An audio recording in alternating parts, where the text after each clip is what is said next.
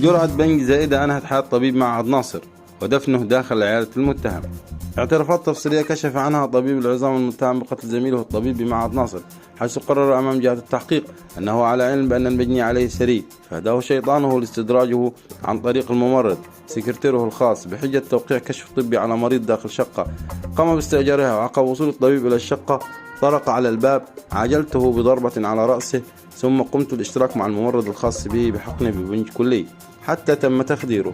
وأضاف طبيب العظام المتهم في أقواله أنه الممرض قام بنقل المجني عليه على كرسي متحرك إلى عيادته الخاصة بمنطقة الساحل حتى يكون تحت نظري. وعقب إفاقته فكرت في طلب فدية من أسرته، إلا أنني لم أتمكن من ذلك بعد اكتشاف وفاة نتيجة جرعة البنج الزائدة.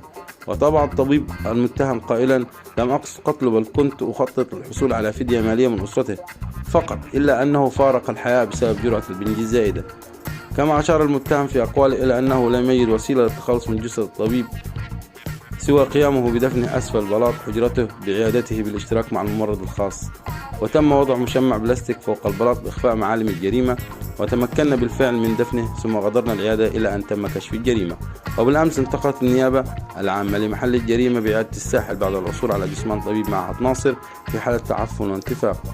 وسط حراسة أمنية مشددة عاين فريق من النيابة العامة العيادة، وقام الطبيب المتهم بتمثيل جريمته وكيف ارتكب وخطط لارتكاب الجريمة بالاشتراك مع الممرض.